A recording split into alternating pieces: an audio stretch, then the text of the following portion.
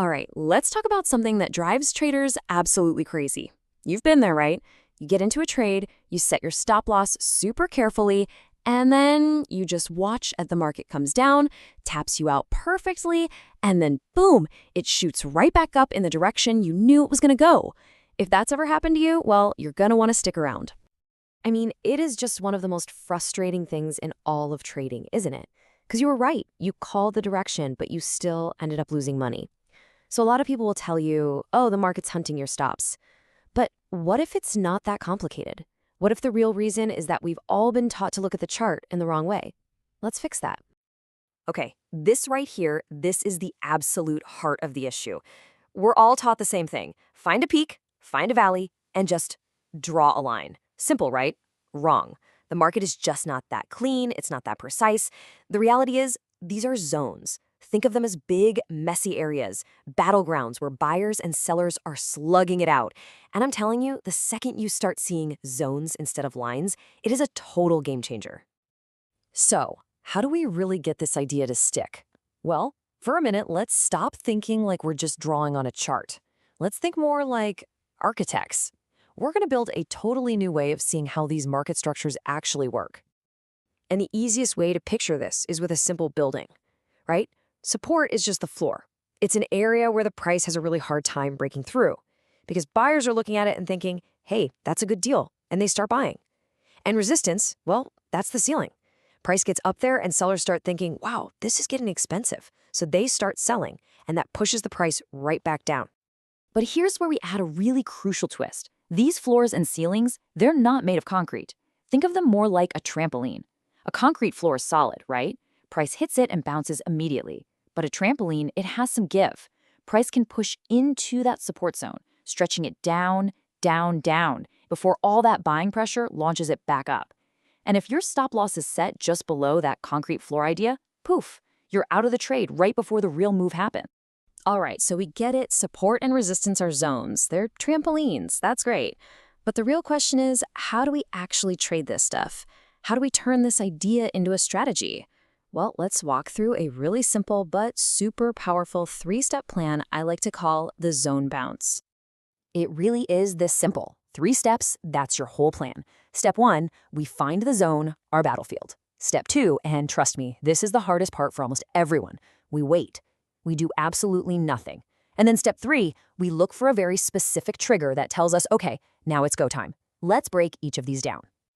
Okay, step 1, the setup. The first thing you're going to do is zoom out.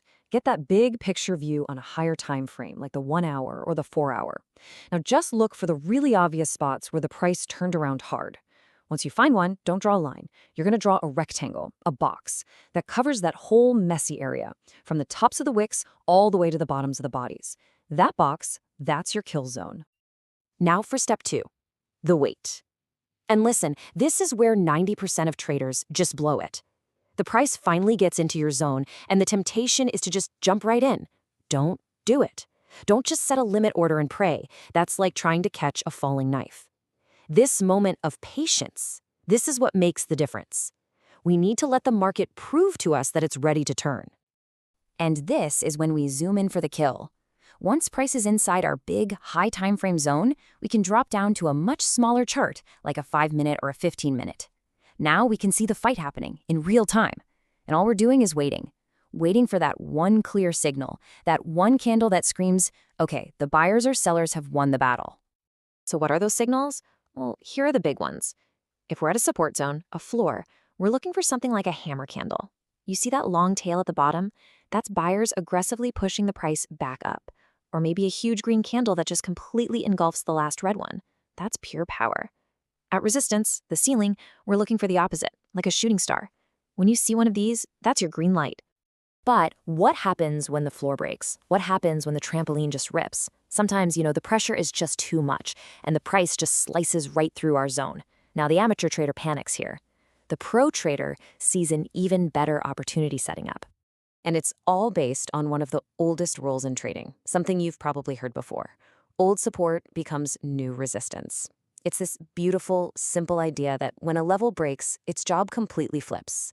What was once a floor to hold prices up now becomes a ceiling to push them down. Let's go back to our building analogy. Imagine you're on the first floor, and you're so strong you punch right through the ceiling. Now you're standing on the second floor. Well, what are you standing on? You're standing on what used to be the ceiling. The old ceiling has become your new floor. The market does this all the time. It'll break through a resistance level, come back down to test it as new support, and then take off. That's the classic break and retest pattern. Okay, so we've got our main play, the zone bounce, and we've got our backup plan, the break and retest.